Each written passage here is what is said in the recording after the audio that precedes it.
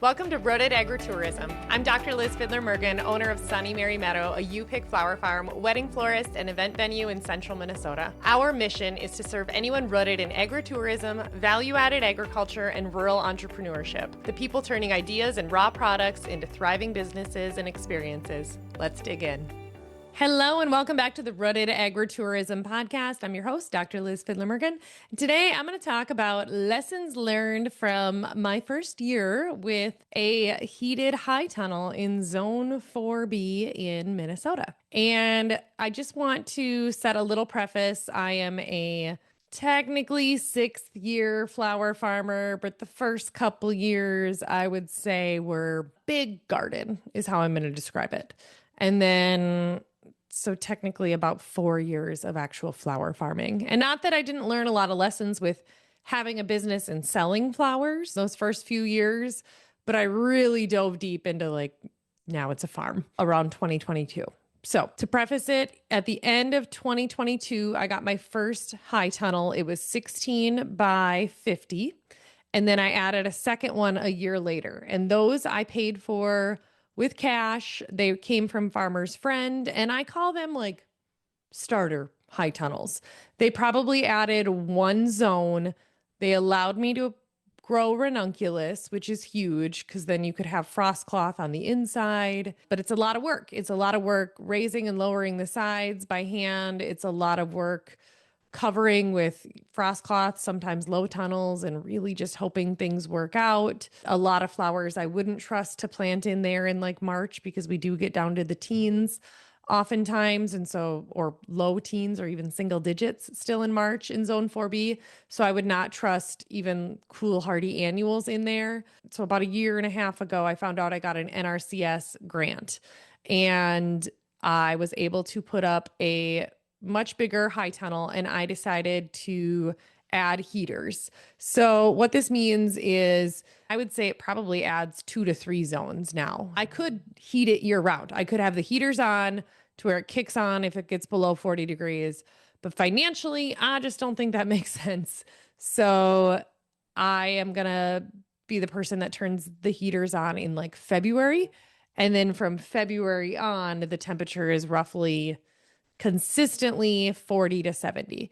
And so I am very excited for some changes that I'm going to make next year with it and what I'm going to grow in it. But I just want to talk about what we did, what worked, what did not work, and what I plan to do differently next year. So my previous high tunnels, like I said, they're traditional unheated high tunnels. They're caterpillar tunnels with the Gothic roof line so that the snow comes off easier, and they help with season extension, wind protection, snow protection, warmer temperatures, but it's still pretty weather dependent in Minnesota. But it allowed that earlier flowers than field production, better stem quality, more predictable crops, and it was easier to harvest them in the spring. The limitations were that I couldn't really push the very early crops. I still had hard freezing overnight. The ranunculus, tulips, and anemones did well, but they weren't flowering yet, but the huge swings between the sunny days and the freezing nights.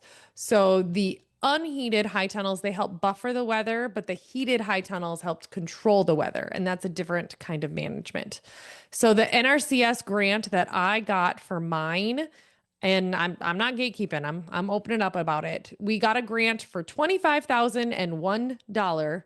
And I spent just under 40,000. And that was, so we knew, 15,000, and that went into excavating, paying an electrician, digging a permanent water line, concrete on the posts, and the lumber that went into it. And then we did pay out about $4,000, $5,000 worth of labor. So for the actual build. And so the National Resources Conservation Service has a cost share program. And essentially when you apply, it's a point system. So I got a point for being a woman. I got a point for being a young farmer. Let me clarify that. A young farmer. I'm 36 years old, but I've been farming for less than 10 years under myself, registered with the FSA. And then our soil here is very, very sandy. And so the grant helped, and we decided we were going to put it toward what we really wanted, not make it free. And then you get so many dollars per square foot that you're applying for. And again, it's a lot of the site prep, the groundwork. Are there things we probably could have done a little bit more ourselves to get the price down? Absolutely. But for my husband and I, we kind of focus on, who, not how, what is the best use of our own time. When you're saying yes to something, you're saying no to something else. So it just made sense for me to continue working and my husband to continue working our jobs where we have steady paychecks, me running the business and my other businesses. And then we contracted out as much help as we could get on this. And the hidden expenses were, of course, the heaters, the propane, the thermostats, the electrical, the fans. We do have 2 heaters. One is a backup system. We have monitoring, and then, of course, the time and stress. And so people see the grant amount and think the government bought me a greenhouse, but really it's a major capital investment. There's still a lot of risk, and there's still a lot of operational expenses that go along with it. But it is a conservation grant for those that are growing things in less than ideal soil. And so that's what the investment grant is. And they do inspections. They had a lot of abuse years ago. They said that people would get this grant and then they would just park equipment in it and not be actually growing in it. So now they do make sure there's checkups. They come out, make sure that it's the size that you said you were going to do, that it's the brand you said you were going to do. And there's just a lot of rules that go along with it. But we planted, ranunculus, anemones. I did a lot of snapdragons, nigella, sweet William, lisianthus, stock, feverfew, and bells of Ireland. So around mid-March, it got pretty cold. It got down to single digits at night. I think it was a high of 9 overnight in March. And our high tunnel is set to kick on there's 2 heaters that are on 8-minute cyclical timers. So essentially they kind of each turn on every 16 minutes in theory, and they're set to 38 degrees. And so they kick on if it's below 38 degrees when their 8 minutes is up, meaning it could get down to like 32, 31 at the lowest, like when it gets really cold really fast. Because at night, when it's dark out, like it will get in the same temperature as the outside temperature if you don't have some sort of heat. These high tunnels do. But they heat up so much during the day that the ground temperature is very warm, and that's putting off heat. And so we had a very cold night. And ultimately, what ended up happening was our propane was on autofill, but the gas company did not check it. And kind of went back and forth. And ultimately, they're like, well, you didn't tell us when you turned it on. I'm like, well, you knew we were turning it on in February. And, there's no contract. There's no nothing. They're saying that we're supposed to do this. And anyway, went back and forth. But ultimately, most of my crops ended up surviving. But I went out there one morning and it was 15 degrees and everything was frozen. The snapdragons were frozen. The lisianthus were frozen. The ranunculus were frozen. The sweet William were frozen. I lost a fair amount of lisianthus and then some stock, about half of the stock, but half of it bounced back. And when I say it was 15 degrees, like I did not touch them, but it was cold. Like there was frost everywhere and the air temp was 15 degrees in there. But I think they were so short to the ground that the heat it gave off, and I hadn't watered in a while. So I don't know. They ended up surviving. I watched them for a couple days, but then after that, it definitely slowed them down. And so we got the heaters back on, and now we have our own thermostats on there so we can tell the temperature if we're gone or if we're not going out there. But ultimately, that was pretty stressful. However, little plug-in, I had my Farmers to Florists crop planner, and so I could tell you exactly how many plants, exactly which ones I lost.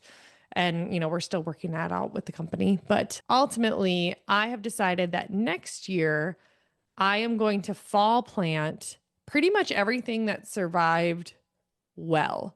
So the ranunculus, sweet William, bupleurum, and snapdragons, I am going to fall plant here in Zone 4B in Minnesota, put frost cloth and low tunnels on top of them, and say a prayer and see you in February. Just sit quietly in the tunnels. Even if it gets really cold at night, the frost cloth in the low tunnel, hopefully it keeps it there. It always heats up during the day. We have the option of turning the heaters on, but I just don't think it's going to be profitable to do it too much. But say we end up with like a polar vortex or something again, where it's literally 25 below zero for 5 days, then we would probably turn it on to like 20 degrees. But we have that ability to, keep it on there. I thought about turning it to zero so it just doesn't get below zero at night. But again, I kept my ranunculus in an unheated high tunnel over winter a couple of years ago and it survived. But I had replanted my original corms. And so they were like the small side ones. So they ended up a small little stem. So it's kind of this combination, but it was like so much work covering, uncovering constantly. So my plan would be keep them in low tunnels until February, turn on the heaters, 40 degrees at night.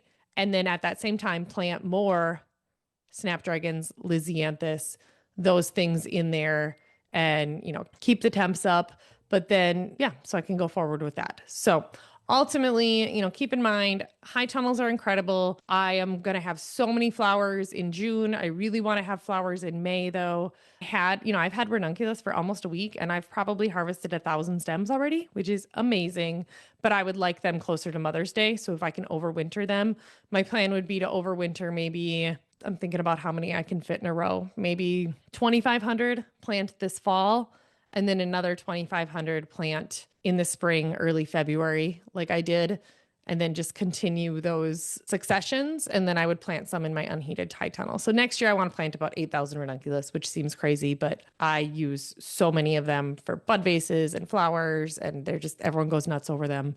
So if I could have them consistently for a couple months, that would be really helpful. And then again, like get those snapdragons early, those things I know are going to handle the frost. The bells of Ireland died. They never recovered. The feverfew, I think I would wait a little bit. But just really pushing that envelope. As you're doing your business, I would say, thinking about being able to spread out those blooms, spread things out. The other nice thing about all these flowers that I named is they all last really long in the cooler. They can all be in the cooler for a couple weeks and I would still feel confident using them for wedding work or pulling them out for graduations or things where they need to look good, for maybe 4 or 5 days, that type of thing. So really that allows for that really good storage is I can rotate them. I can keep my inventory FIFO, first in, first out. Anyway, so thank you so much for listening. Another episode of Rooted Agritourism, and I will see you next week. Thank you so much for listening to this episode of Rooted Agritourism. If you enjoyed it, please leave a 5-star review and share it with someone who would find it helpful or inspiring. Your support helps us reach more rural entrepreneurs, dreamers, and doers just like you. You can explore all of our resources at sunnymarymeadowcoaching.com, where you'll find each episode in blog form along with free resources to help grow your business.